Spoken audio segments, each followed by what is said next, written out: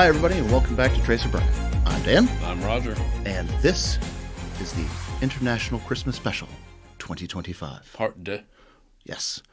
It is also the last episode of 2025. If you're a big podcast listener like myself, most of them will do a yearly retrospective at the end, and we are no different. We are going to commit some self-indulgence here, so please bear with us. Take it away, sir. Yes. Okay, so this year, we have gone through 46 episodes. 26 have been veteran stories. 20 have been the quick hits. 15 were in person of the primary episodes. 15 in person, 11 virtual. About 54-ish hours of veteran stories through the primary episodes, and then in the quick hits, about another 8 to 10 episodes or hours of content there. Now, what that really means is, by a 4-to-1 ratio, that's how much time I'm spending behind my computer. You are the workhorse of this show, sir. So if there are 70-ish hours of content being released, that means 4 times that amount is me sitting behind a computer, hunched over. Daniel, I've known you for a long. So conceding the fact that you are the workhorse of this show and you put in the vast amount of hours that are required to record, edit, do everything. My hat is off to you, sir. I've known you for a long time. If you would have asked me when I was 13 years old if I would have ever been able to find 46 people who would be willing to talk to you, I would not have taken that bet. So muzzle off to you, sir. I have always been selective in the people that I choose to deign with my presence. Fair enough. Deign. Yes. But thank you to all the listeners, all the viewers. Thank you to all the people that have supported us, whether all along or just recently. Of course. People have sent us stuff, T-shirts, coffee mugs, coins. Installed a rack for us. Yeah. We even had one of our guests built a custom coin rack for us and installed it for us. Very appreciative of that. Yeah. Last week's episode that we did with Lisa Kalkas of VBG, she even sent us a couple of coins and a nice little card. Handwritten note, which is nice. Would you like to describe the coin for the audience? Of course. So we have it's mostly silver, glossy. It has a federal blue ring around it with lots of stars. I'm not 13. I'm not going to count them. Thank you. Veteran Benefits Guide. So it has their logo, which is the infantry blue star with the VBG. So thank you very much for that. That will be our last non-special episode of the year. Yes. And most importantly, thank you to all the people that have sat down and talked with us. I may be the workhorse when it comes to the editing and stuff like that, but Roger is the one that goes out and finds the veterans who will come and sit down and talk with us, whether in person or virtually. He does all the social media outreach. He finds veterans or people doing interesting things in the veteran space for the quick hit episodes. Roger does all the social media memes, all the stuff that I don't want to do. I'll say that making funny memes is yeoman's work, Daniel. Very good, very good. But thank you to all of our guests, whether in person or virtual, whether a full form episode or a quick hit. Yep. You guys are all awesome. Thank you so much. And the last bit of administrative that we need to do before we move on to our international Christmas journey this year. We have delayed long enough in reading a couple of reviews that we got quite some time ago, and I have said several times over the last 6 months that next time we're in studio, we'll read them, and we don't. But now we got a lot going on. We are going to police that up right now. All right. Roger, if you would. So this is several months old. So Freddie Williamson says, "Great show. These guys put a lot of work into this show, and it's obvious. It's great that these veteran stories are being told for us to hear. Thank you, Tracer Burnout." So thank you for that 5-star review. Please leave us a 5-star review and something nice to say on your platform of choice. It does help boost the show. It does indeed. And last but not least, this one is even older. 5-star review from OEMRGR, which good old OEMRGR, which has got to be an acronym of some sort. So we're going to say, only elephants make really great rangers. That's deep. Yeah. So, when you really think about it. 5 stars. Tracer Burnout is the place to tune in to hear veterans share their stories on their own terms, at their own pace. Every episode is genuine, raw, and incredibly impactful. I have enjoyed each one, not just for the stories, but for the way Dan and Roger interact with their guests and let their voices shine through. These guys are doing it right, immortalizing unheard heroes and preserving their perspectives. Keep it going, Dan and Roger. You've got a loyal viewer for life. Appreciate that, Ranger. Yes, only elephants. Thank you very much. Fantastic. Like Roger said, reviews really help the show out. Helps it boost it in the algorithm or whatever. It's hoodoo to me, but it does make a difference. It does indeed. So thank you for those reviews, and looking forward to more reviews in the coming year. Yes, that can be your Christmas present to us. Thank you. Yes, that would be fantastic. All right. But now it is time for us to begin the International Christmas Special of 2025. We will begin with a message to the troops. This one from President Lyndon Baines Johnson, 18 December 1966. Christmas is a time for hope.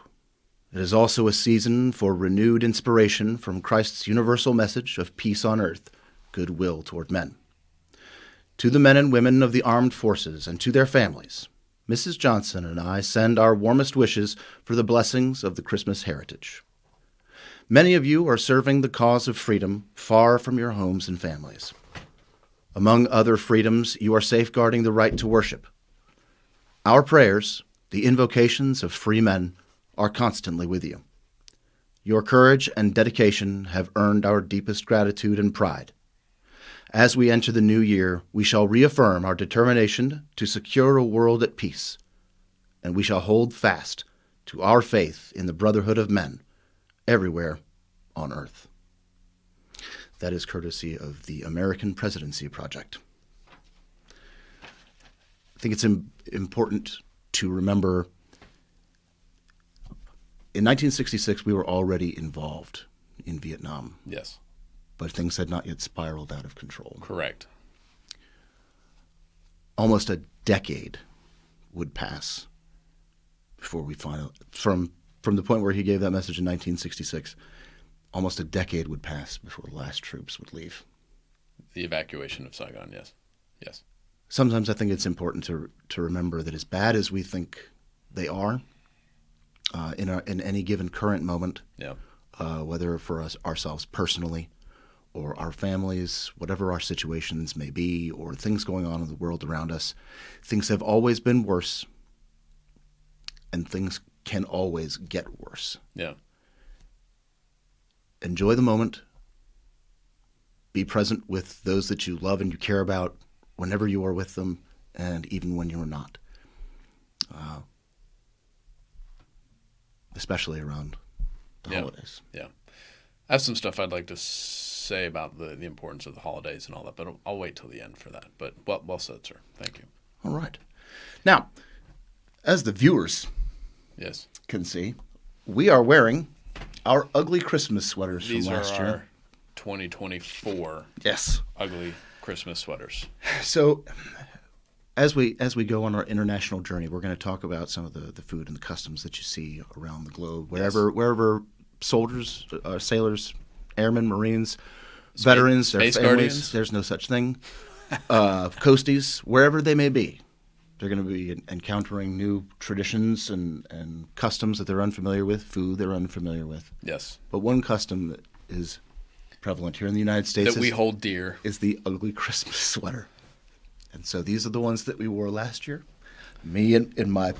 You're a foul one, is Stugridge. In my baby barf green. Baby barf green. Patent pending. Grinch fleece You thing. look amazing, sir. And Roger with the one that I gave him last year. Happy Lamika. with a nice little felt koozie pocket for his pumpkin spice cocoa. Yes. As he goes about caroling. I'm a big fan. With all the felt and the glittered sunglasses and Happy Lamika. Yes. So now it's time for this year's exchange of ugly Christmas sweaters. Who throws the first punch here? I will serve you up here. All right. Gift so for bag? those listening, we have a gift bag with a cartoon Santa on it. Ooh, it's glittery as well. It is. So I know you I'm like. going to set it on the floor. I know you like glitter. All right. I'm not peeking, not yet. Out comes the sweater, and it is feline in nature. It has a cartoon cat on it with sunglasses. Yep. It is covered in glitter and cats. And I know you're a really big cat person. I'm a huge cat person. A cat with sunglasses and glitter everywhere. By cat person, I mean I have not actually intentionally killed the cat that my children keep in my house. And there's a little something else. I was waiting for the extra. What is the extra? Look in the bag. Oh, it's in the bag. Okay. Yes. All right, so I'm going to set this down for now. And out it comes. Boom. All right, so that's going on immediately. Well, you probably have to take off the headphones. Tell me what to do. It is the traditional red and white Santa Claus hat. That will go on proper after our break here. Yes. All right. What do you have for me? Dan, I love you so much that your Christmas sweater is not off the shelf. This is a bespoke, custom-made.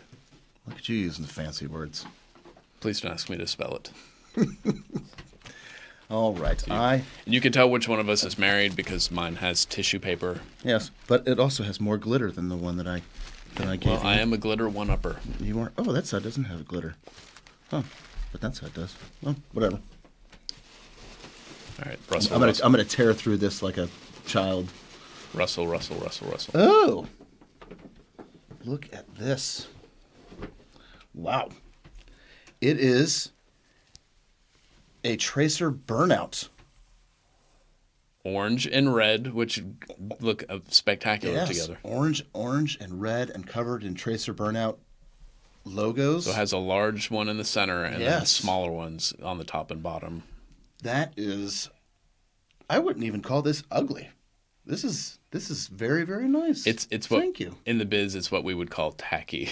Well, yeah, that's probably true. But and it's got got a string of Christmas lights going all over the place. It's busy. It's busy. It is definitely that. Awesome. But because I couldn't rely on you, I got myself a Santa hat. You couldn't rely too. on me to read your mind? Is that what you're saying? Okay. I very nearly got you an elf hat. I would have worn it. So that I could wear the Santa and you could be my little helper. There's a lot of inferences there that we're just going to go skipping right past. Okay. All right. Now, we are about to begin our international Christmas journey, but first, it's time to change. And we're back with our impressive assortment of yes, all the goodies and stuff for our international journey, but we have also changed into our new sweaters. Meow. Such a cat person. Yes. And of course, that's me. The requirement of the Santa hat. Yes. Yes. That luckily enough, the headphones are now holding in place, so this white little fluffy ball is not smacking me in the face. Yes. Okay. So we're going to begin our international Christmas journey, but what do you need when you're going to be covering a lot of international flights? Booze. You need a drink. So we're going to start with some Glühwein, or spiced wine, or mulled wine. That's mulled, M-U-L-L-E-D, not M-O-L-D for the uninitiated. There are varieties of spiced wine all across the world. Some places it's called spiced, some places it's called mulled. Some places it's called hot. Some places it's called boiled. Chile, as in the nation, actually has two different versions. Yeah. One is in the north and one is in the south. I'm trying to remember, but I think one is called Sailor and the other one is called Navigator, something like that. Of Glühwein? Of spiced wine, mulled wine. You wouldn't be implying that some of these Germanic-style wines have made their way to South America sometime around 1945. Well, they really spread under the Roman occupation of so much of the world because the Romans, of course, took their Roman occupation of Chile? vintner tastes to so much of the world. It took that in the opposite direction I was going. It then spread elsewhere. But I want to hear more about the Roman occupation of Chile. Okay. all right, so Prost. Prost. Mabuhay. Oh, always good. For those of you that don't know, spiced wine or mulled wine is a red wine that is then mixed with nutmeg, cinnamon, sometimes allspice. Yeah. Sometimes people will put citrusy fruits several in things. it. But I do have some cinnamon sticks here. I mean, I'll pass, but I have been known in the past to use those. But when we were growing up in West Germany, this was always a thing. And yes, the kids will also drink small portions of this stuff because it's warmed. Yes. And it's so friggin' cold in Germany this time of year, so it's a real good treat. Yeah, and we would have the orange, usually peels. Mm-hmm. That would be sliced real thin and then put in there. And as it's warmed, you just kind of stir them around and stuff. So yeah, it is supposed to be served warm. Yeah. This is room temperature, which is... beats cold. It's fine. All right. Glühwein. First, on our international Christmas journey, yes, we are off to England. Known for its delectable treats. Jolly old England, which is the source of many of our Christmas traditions. So, one thing that they have there is minced pies. Have you read The Man Who Saved Christmas?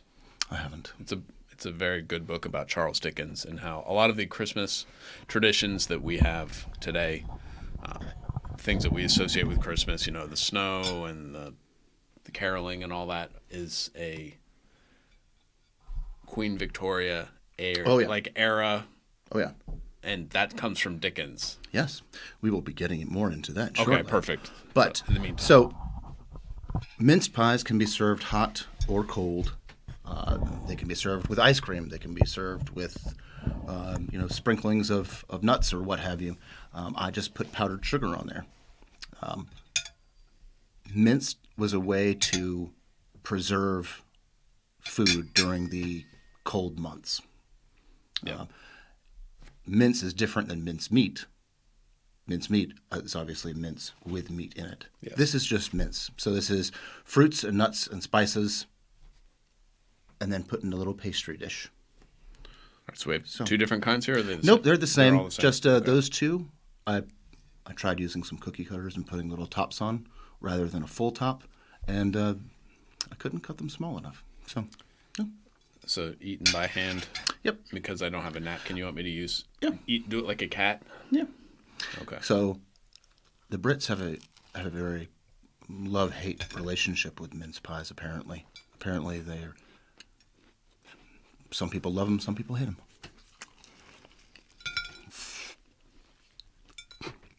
Oh, I'm falling apart all over the place. Yes. Now, the tradition of Christmas trees came to England through Prince Albert, who married Queen Victoria. So Prince Albert came over, and in 1848, he sent fully decorated Christmas trees to military barracks and to schools for school children and orphanages for them to enjoy, all around Windsor. But it wasn't until an engraving was made in 1848 of Queen Victoria and Prince Albert and all their kids decorating a tree themselves. Mm-hmm. That's when it really took off, because that engraving was published all over the place. Well, that may be when it was popularized, but the evergreen with the lights is a Martin Luther thing. Mm-hmm. Yeah.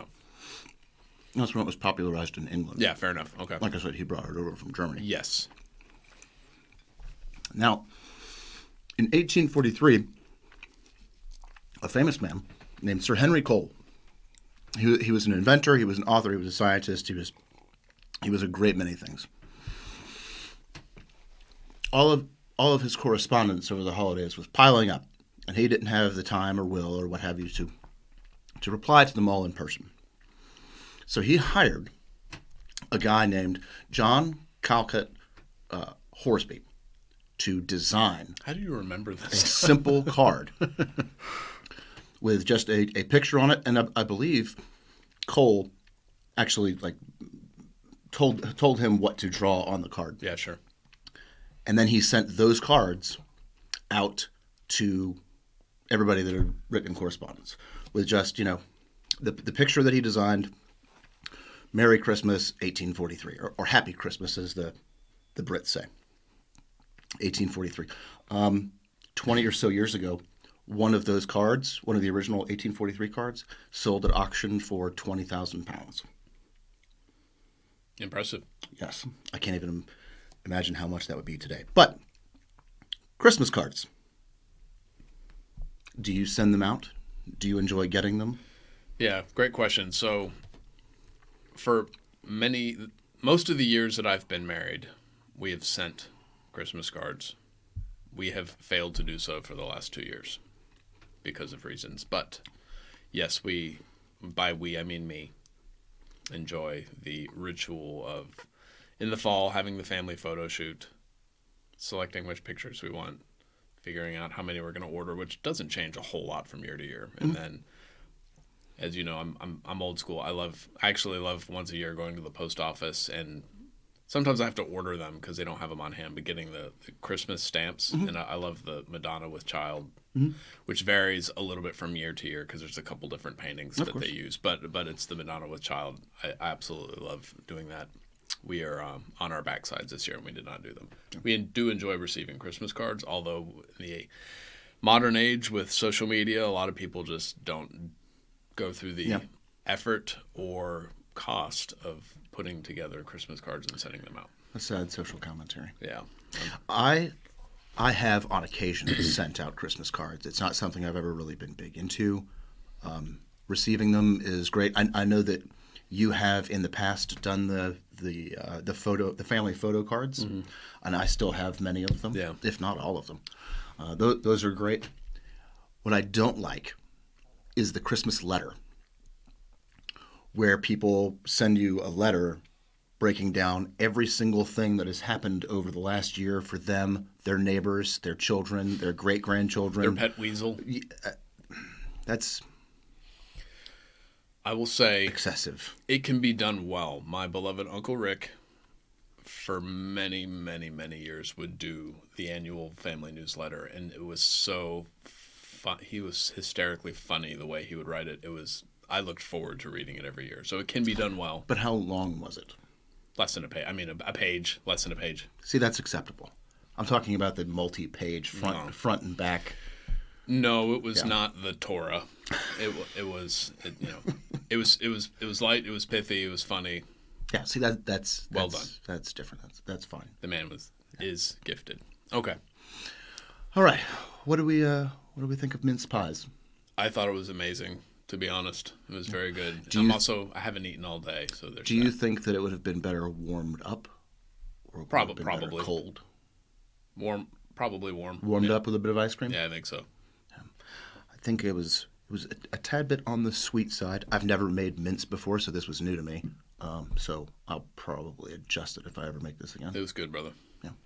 Okay, so grab your bags because we're going to cross Newt's North Sea Empire. We're going north to Finland.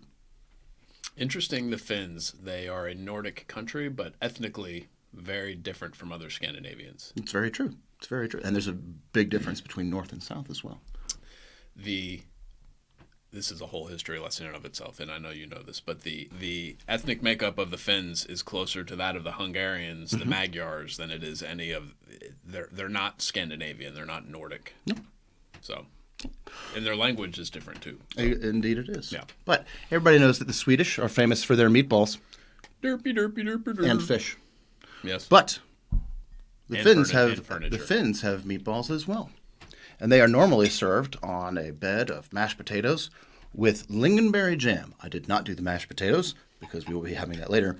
But we do have lingonberry jam. You know the Swedes will lay claim to the lingonberries as well. They probably will. Those Swedes. I have several friends who are Scandinavian that are not Swedish, and let's just say they're not fans of the country of Sweden. I can believe it. I can believe it. I'm talking about you, Espen. Now, and this goes for other countries that we will be going through as well. I'm going to butcher the pronunciation of a great many things. I've been looking forward to this. But the Swedish or Finnish meatballs are lihapalat, something like that. Of course. Yeah. Now, I'm going to have it with the lingonberries here. Now, this, of course, and this is really hard to come by because this is actually ground reindeer meat. How'd you get that? I jest. It is not ground reindeer meat. Yeah, he had me going there, y'all. I would have totally believed you. Nope. It is ground pork and ground beef mixed with some sautéed onions mixed in with some other spices.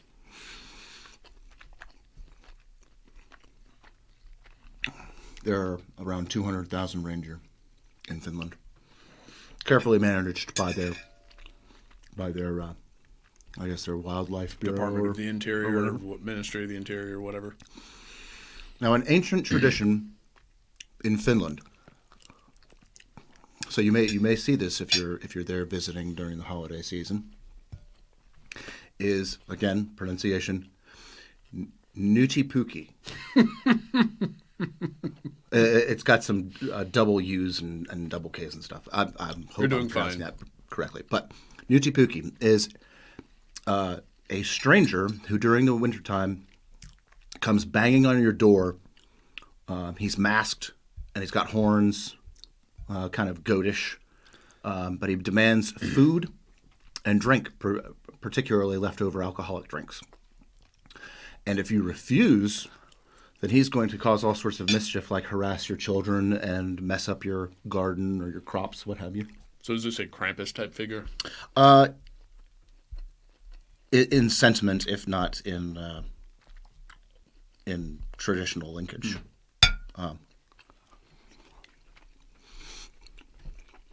Now, obviously, with the rise of Christianity, that sort of old tradition fell away. But children now dress up on Christmas Eve or during the holidays with leather masks and horns, and go from door to door demanding treats. Much like our Halloween. Much like Halloween, yes. In northern Finland, there is a town called, again, pronunciation, Rovaniemi. Rovaniemi. You're doing fine. And it is a year-long Christmas village because it is very, very close, if not actually in the Arctic Circle. Yeah. Got to be close. Yeah. Yep. There is a Santa there who receives about 30,000 letters a day. And all those letters that you wrote as a kid or your kids wrote addressed to Santa, that is where they go. And I like it. They try to reply. That doesn't always happen. Yeah, it's got to be a daunting job. As a kid, or maybe even your kids, as a kid, did you ever write a letter to Santa? Or letters, plural, to Santa? I think I did a couple times, but it was not a annual thing. Yeah, I have memory of one particular time that I wrote a letter, and my memory's so hazy on whether it even got into an envelope and in the mail or whatever. I don't remember, but I remember writing it for sure. Yeah. What about your kids? Excuse me. Well, very young, I think. Kind of similar. A couple of the girls wrote them very young, and I think we put them in the mailbox and did the things. But yeah. Yep. How about you? I don't think that I ever did. I don't think so. Not. I mean, maybe something like for school or something. But I don't ever remember writing one at home, like it seriously, and then just like putting it in the mail or anything like that. And to the best of my knowledge, neither did my kids. The information age has made pretty much all handwritten correspondence almost obsolete at this point, unfortunately. Yeah. Sad but true. Are you enjoying this lingonberry jam? I am. I'm going to put you on the spot. How is this any different from jellied cranberry sauce?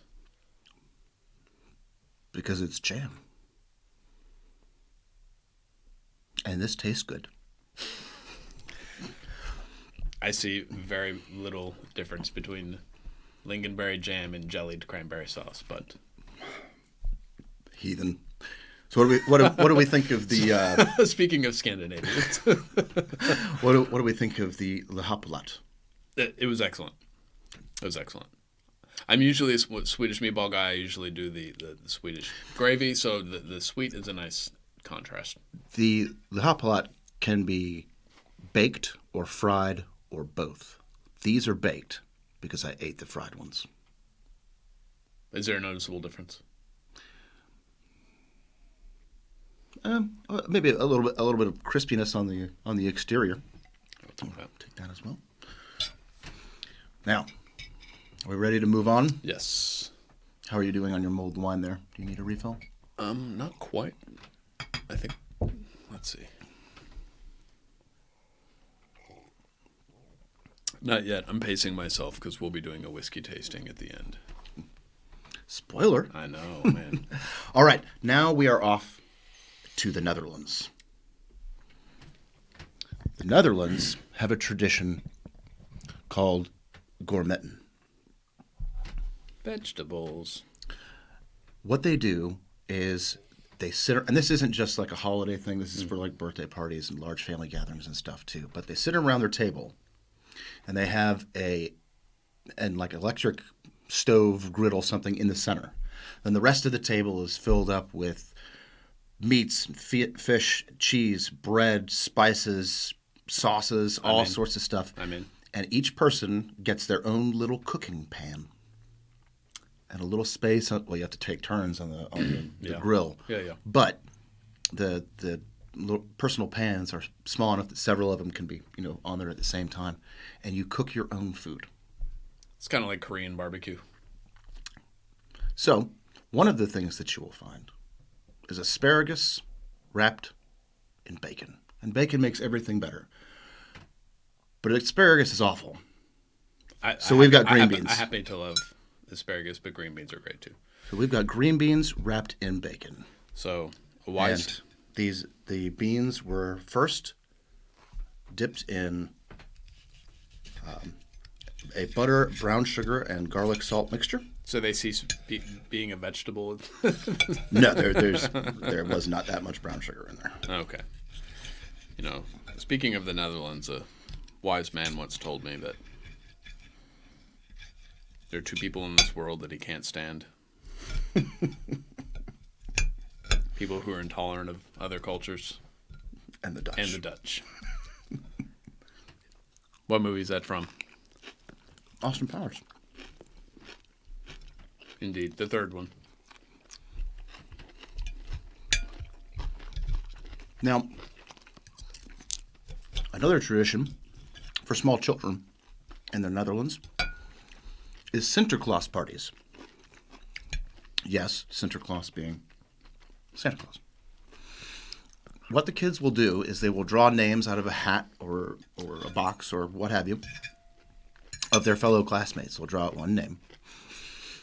And then they will have to make a homemade gift for the person whose name they drew out of the hat. But it's got to be specific to that person's hobby or favorite thing. Okay. Where it really takes the cake, though. So it's like a Secret Santa, right? Okay. It is. Okay. But attached to the gift before it is, placed under the tree or whatever, is a poem with clues as to who made it, which is an interesting wrinkle. That's a lot of effort. It is indeed, but yeah. I have to write poetry too. So, my question for you: Christmas parties, Secret Santas, for the office or family or what have you, yay or nay?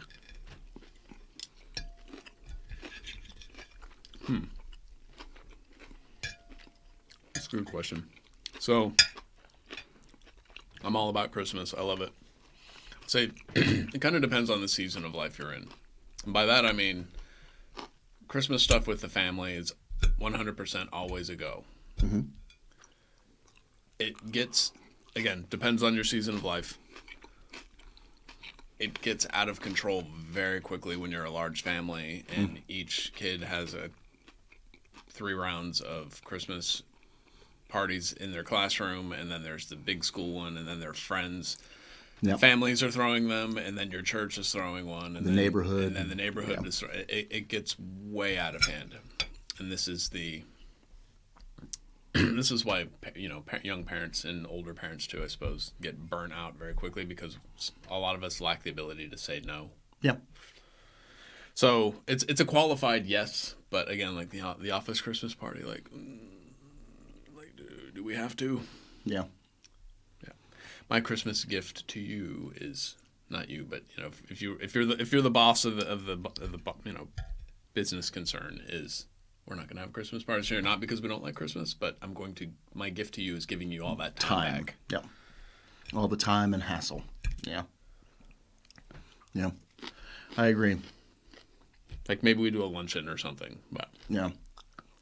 Buy everybody pizza for lunch and then yeah. I agree. Plus, think of all the HR violations that won't happen because because Gertrude didn't have too much glühwein at the party and got out of control. Yeah. There is that as well. Oh, Gertrude. Got to keep an eye on her. Well, this is excellent, sir. Yeah. Do you think asparagus tastes very much like green beans? Do you think that gourmetting would be something that you would take part in, or your family would take part in? Oh yeah. I don't know. It seems like a good idea, poorly executed.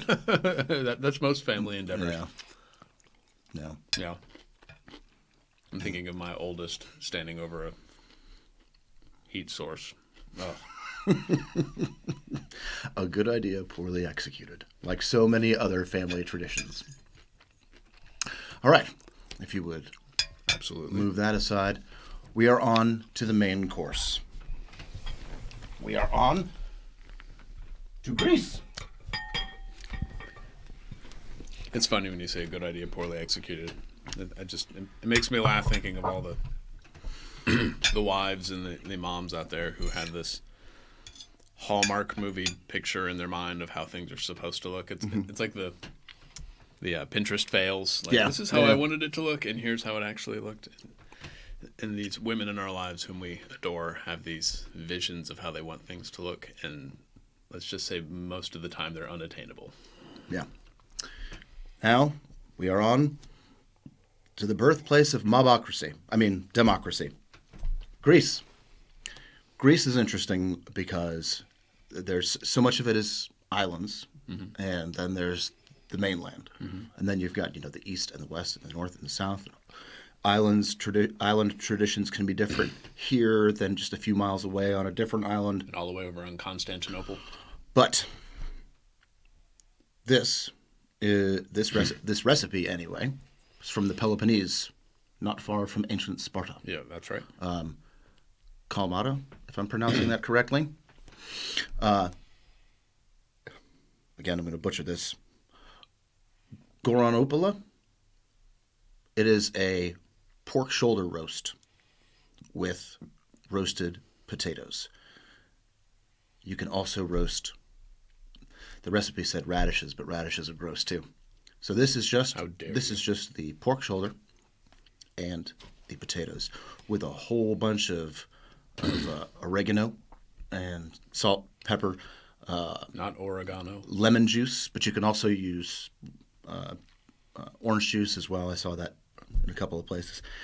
Apparently, there's a specific type of oregano Oh, jeez. that you can get from a certain area in Greece. That doesn't surprise me, but I wasn't going hunting for that, so yeah. So pork shoulder this looks amazing. and potatoes. So Was the Michelin-rated chef who prepared this half-cocked on ouzo while he was preparing it? oh, I have no idea. It wasn't you? No, but but a lot of I read this somewhere a long time ago.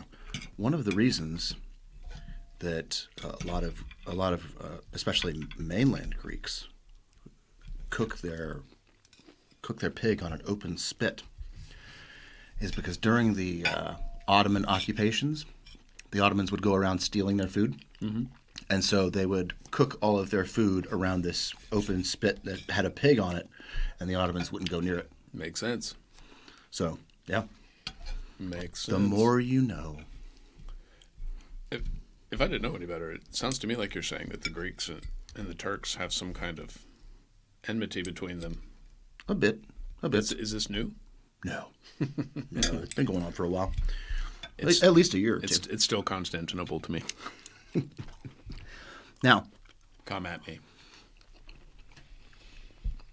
in certain areas of Greece, there is a tradition where children, especially boys, go caroling on Christmas Eve. And they go up and down the streets, and they're singing, and they're playing drums and the world's second easiest instrument, the triangle. And people will come out onto their front porches or what have you, and listen to them sing and play. And if they're doing a good job, then they will get treats and money. And if they're not doing a good job, the people will go inside and slam the door in the kid's face. And that's your note to step up your game, children. They don't get participation trophies? Nope. Now, So, I'm sorry, who made the roast here? I did. Well, I asked if the person who prepared it was drunk on ouzo, and No. you sounded like you had an out-of-body experience when you answered, so. Okay. Now, I was confused. another tradition is to keep away the calicanceroi. Again, pronunciation, my apologies. Which are evil spirits. So, what the matriarch of the home will do is we'll take a fresh sprig of basil, tie it by a wire to a cross, and suspend it over a small, shallow bowl of water. And what they will do is at least once a day, they will dip the cross in the water, making it holy water in their sense. And they will go from room to room, spritzing the rooms with holy water to keep the calicanceroi away. Another way to keep them away is to constantly, throughout the Christmas season, to keep a fire going in the fireplace. If you still want a little extra something, you throw old shoes in the fire. Old shoes, huh? Yep. Old shoes apparently keep the evil spirits out of your fireplace. Everybody knows that. Now, if you don't do these things, and the evil spirits do get into your house, they will do things like harass the women, spoil the milk, things like that.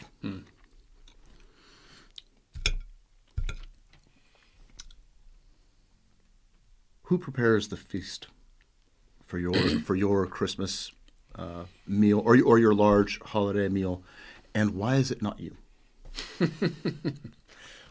I'll answer those questions in reverse, of course, because I have an amazing wife who, so far as I can tell, enjoys doing this. It became a Christmas tradition for us. It wasn't something growing up. You know, military families moving around All the time. So often Christmas is with just the two of us, then three of us, then four of us, etc.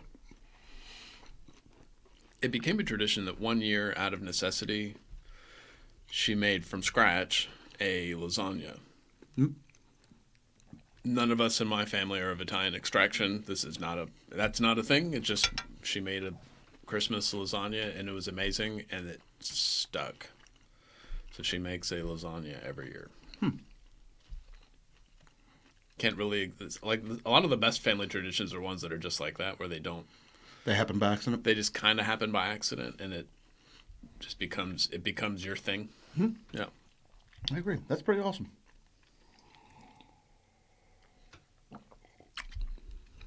Lasagna. So your wife always prepares the feast? Certainly the main course. Yes. Yes. My mother traditionally has done the vast majority of the holiday meal. Over the years, especially since retirement, I have made my contribution, whether it's a side dish or a dessert, what have you, to ease the burden, make my contribution. But for the vast majority of my life, it's always been my mom. My dad, who I love dearly, is worse than useless in the kitchen. Unless it's making coffee. He does make good coffee. He can grill, though, right? Grill, smoke, something? I have not seen my dad grill in years. Yeah. He did. This was many years ago. He used to make banana flambe. So I would love it as a kid when my mom was out doing whatever she was doing and my dad was in charge of dinner, because that meant pizza and banana flambe. Nice. Yeah. Nice. Yeah. Just love it.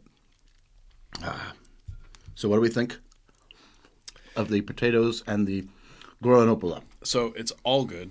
I cheated and used some of the remaining lingonberry jam on the pork. So a little internationalism there. A little... Mixing of the cultures? Yes, and it was quite delectable. Yeah. Well, it's kind of why we do this, right? To appreciate some of the places that the veterans and their families may find themselves. And because we like to eat. That too. And I like to cook.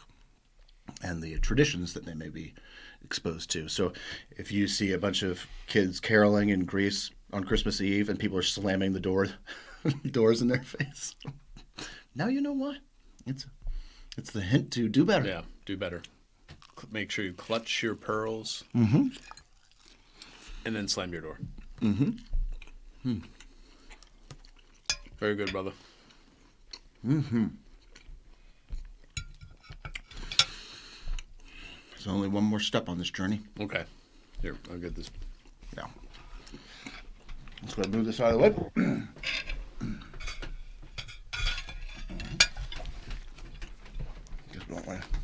You need a toothpick? Eventually. In my little bomb holder, toothpick holder, shaped like a stein. Okay. Last but not least, we're going to Brazil. We're getting tropical. We're going to Rio.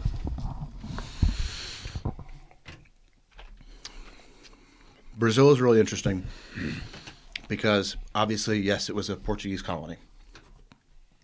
But over the years, they've had different immigration fluxes of Italians into some areas and Germans into some areas, and different people in different places. So you're going to find a lot of different cultural fusion sort of cuisine there that the Brazilians have incorporated into their own.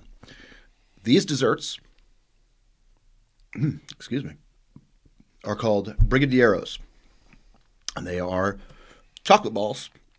I was going to try and be festive and put the sprinkles on that are like, red, white, and green for Christmas. But I couldn't find any at the store. I know that sounds absurd, but it's true. It's probably because they're bought out. They were most certainly bought out. So there's the traditional with the chocolate sprinkles on there. These ones have some powdered sugar and the shredded coconut. and these ones are just powdered sugar. So, all right, have at thee. yeah. Now, Brazil, of course, being south of the equator, their Christmas comes in the middle of summer, kind of like Australia last year. Mm-hmm.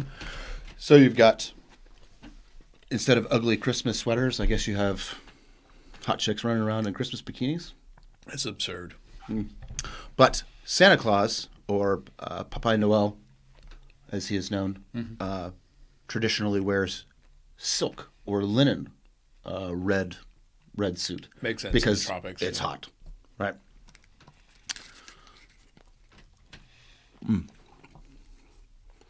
Santa wears linen, has a fedora, smokes cigars. Oh man, those turned out awesome. Very chocolatey, very sweet. It's good, man. Very good. Yeah, the coconut one. Yes, coconut. Yep. Yeah. Now, a An tradition. acquired taste. A lot of people don't like coconut. I love it. I'm a fan. Yeah.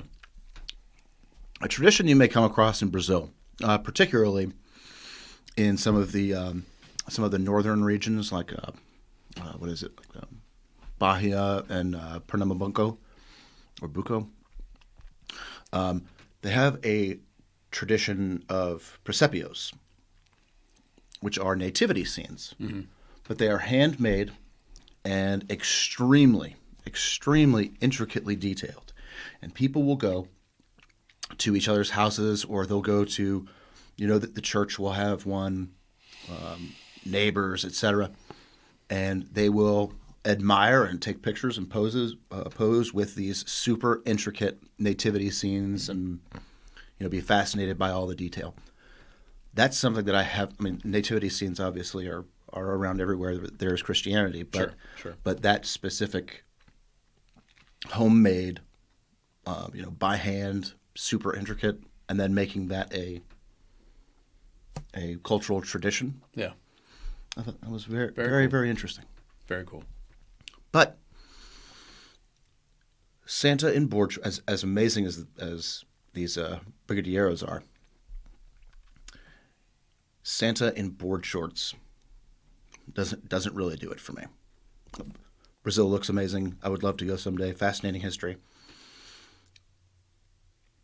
But White Christmas, to me, at least from inside where it's warm and there's untouched snow on the ground, I prefer the White Christmas. Yeah. What about you? For sure, the White Christmas. Thinking of all the places we've lived over the years. I mean, you and I are both in our mid-40s. How many times have you actually had a white Christmas? I mean, I can certainly count on one hand. Now, obviously, there's people that live in Wisconsin who are laughing at us right now. But I'm just saying, for us, I mean, we had one in Afghanistan each time.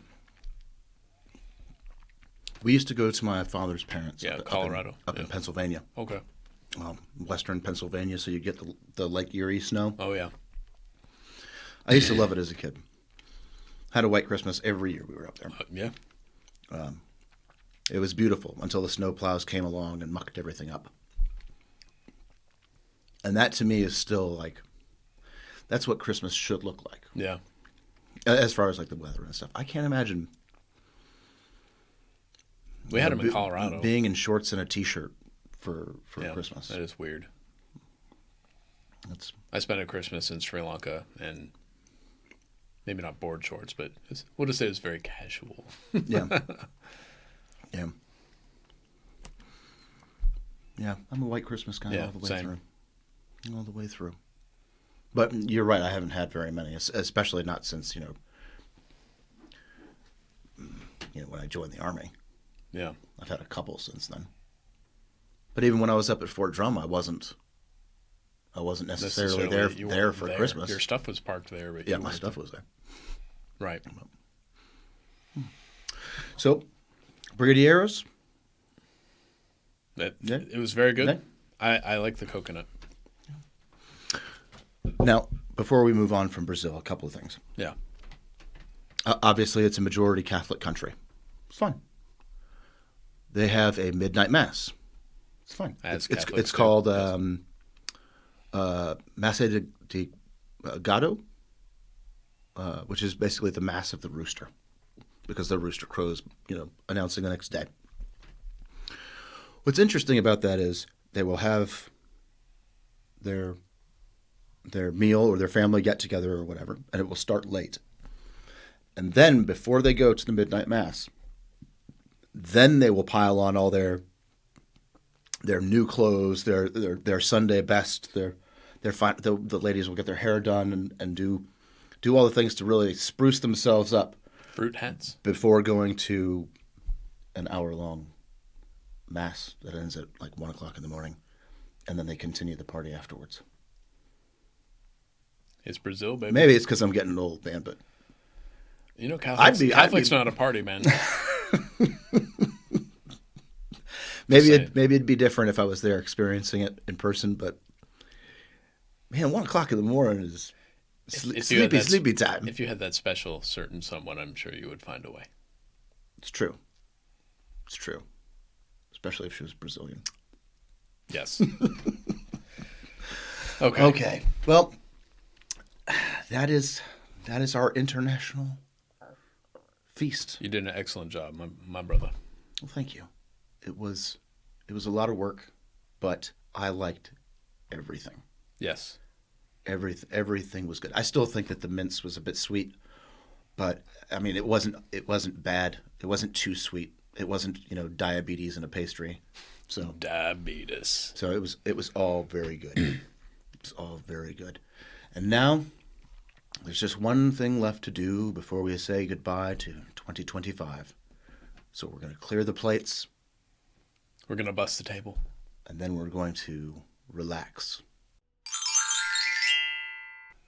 So here we are at the end of our international Christmas journey. Fat, dumb, and happy. Yep. Appetizers in England. The whole meal all throughout Europe, from Finland to the Netherlands to Greece, and then dessert in Brazil before returning home to the good old US of A. US of A. What do you need after a day full of merriment and food and family and festivities and stress, frivolity, and children and their hijinks and fighting over their new toys and not picking up the wrapping paper and all of that nonsense? Oh, you've been to my house. You need to sit down next to the fire, kick your feet up a little bit. Yes. And enjoy a good adult beverage to regain what's left of your sanity. I'm on board, brother. So here we have a bottle of the Delta 7 by 13 Heroes. 13 Heroes is a friend of the show. Mike Morgan. Mr. Mike Morgan. We did an episode with him a few weeks ago, if you caught it. He created this spirits company, 13 Heroes, in honor of the 13 heroes we lost at Abbey Gate, as a way to help raise money for his nonprofit, Flags of the Fallen, which if you've been following this show for a while, you are aware we have a great relationship with Mike through Flags of the Fallen, and we've sponsored a few of these flags ourselves for Gold Star families. He crafts these wooden flags.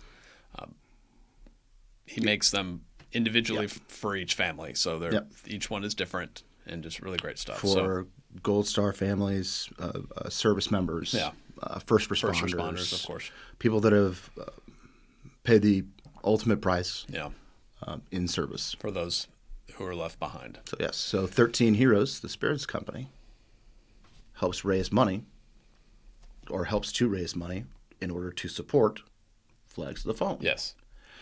13 Heroes also recently, if you listened to our episode that came out after Veterans Day, recently announced that they are raising money in support of Tunnel of the Towers also, with a ridiculous share of... It's very high. A very high percentage of the profit. It's eye-poppingly high. It's, depending on the spirits you buy, Yeah. It is $9 to $11 for Tunnel to Towers, which Yep. which everybody knows, of course, because of all the great work that they do. Yes. And so Mike obviously came on the show. We've had a long-standing relationship with him, and so he sent us a bottle of this Delta 7, which was their flagship, And we'll call it the flagship. Yeah. or their primary. Although they have They do- non-bourbon and whiskey. They do things as vodka well. and a gin and a couple different kinds of whiskey. So, yeah. So you have prepped the bottle. I have indeed. Would you care to open her up? Charge the glasses. So here we go. You can hear the... The plastic ripping away there, and Roger kind of fumbling with it to get the. Don't judge me. Well, I mean, that's what happens when you have a new bottle. So Mike was gracious enough to send us a couple of his bottles, this being one. Yes. And so we are going to do a little taste test / review. Yes. Because I won't say that I'm a connoisseur of the caliber of people where they actually care about our opinion, but I have had a lot of bourbon. It's true. So, And remember, drink responsibly. I am taking mine without ice or water. I know some people like to put a splash of water or a cube or two of ice. Or they even have those I use the round. the rocks. Oh yeah, the rocks. You know what I'm talking about? I do. The whiskey stones or I whatever do. they're called. Yeah. So for those who don't know, they're the special sandstone cubes, Yeah. and you freeze them and put them in your drink, so they provide the chilling effect that ice would, but obviously no dilution because they're. Yes. As far as I know, you can't melt stones with whiskey, Not with whiskey. right? So, Cheers. mabuhay.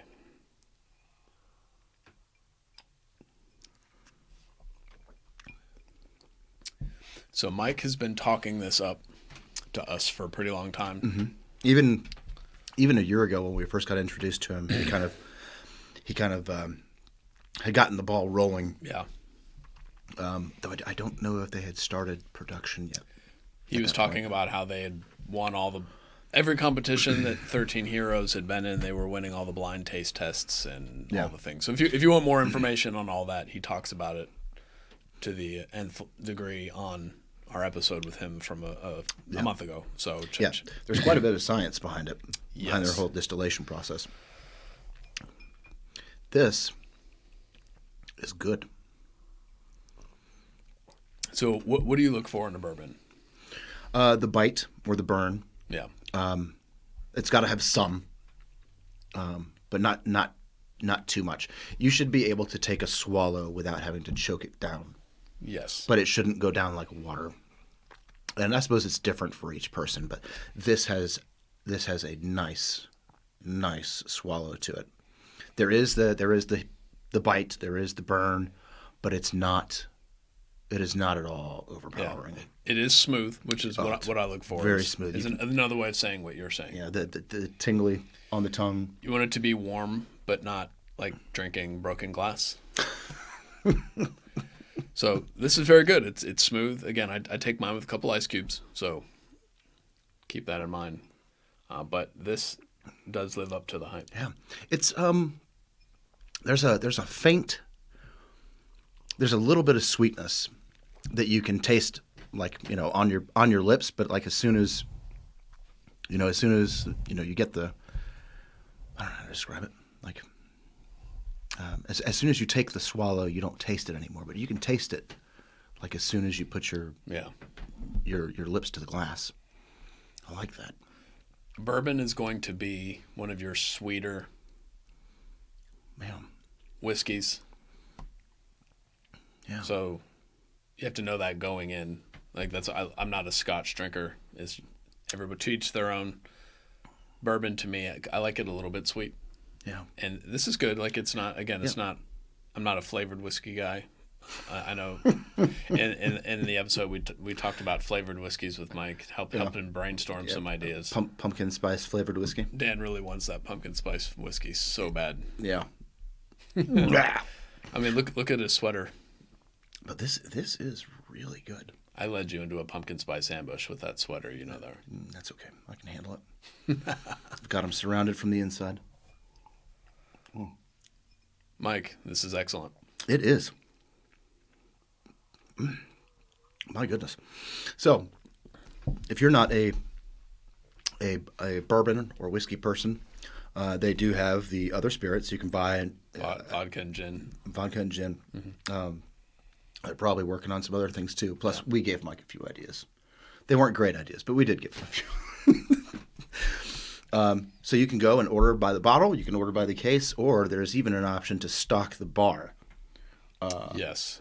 And remember, a ridiculous amount per bottle, not per case, not per pallet, but per bottle goes to Tunnel to Towers. Yeah. And then also it goes to another portion, a healthy portion goes to his original cause, which was Flags of the Fallen, yeah. which is beautiful work. It's great stuff. And ultimately that's what it all comes back to is Flags of the Fallen. If you're not an adult beverage consumer, that's fine. You can still go and donate a few bucks to have a flag made. They have quite the backlog. And then if you would like to... the demand has outpaced the resources necessary. Yeah. Yes. And if you would like to recommend someone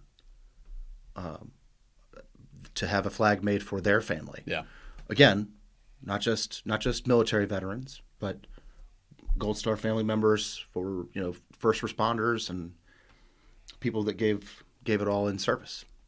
So yeah, there's a lot of ways to support what Mike and 13 Heroes and Flags of the Fallen are doing.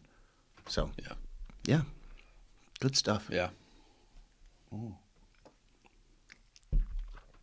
This bottle's staying with me. Okay. Winding down here. Winding down. Before we go into nighty-night time and wake up the day after Christmas, I think it's important to remember that the holidays are of course supposed to be a joyful and festive occasion to enjoy with friends and family and loved ones. But it's also a dark time for some people as well. And if you're a veteran who needs some help, we're going to post the link to the helpline there in the show notes in the audio platform. Yeah. I'm going to put it up on the screen when I'm editing the video of this episode. Don't hesitate to reach out. Everybody needs some help sometimes. And if maybe you don't need some help yourself, think of your buddies. You know who to call. It was the first name that popped right into your head. You already know who we're talking You already know who to call. Yep. Don't text. Don't shoot them an email or an instant messenger social media tag. AOL Instant Messenger. Whatever. Call them. Yeah. Let them hear your voice. It's important. We have to be accountable to each other. The VA is not going to save you. The VA is, for what it is, it's fine. We cannot depend on the bureaucracy to save us. It's going to be spiritual faith and love and accountability from our close ones. Yep. That is how you get out of the hole if you're in one. Yep. Remember your brothers and sisters in arms. It may have been a while since you've been in the uniform. It may have been a while since you've seen them or talked to them. Yeah. It doesn't mean that they don't want to hear from you. So, well said. With that being said, I think it's time to say goodnight. It is indeed. To this Christmas episode and to 2025. So, Merry Christmas, everybody. Thank you so much for everything. We truly mean it. And we'll see you in 2026.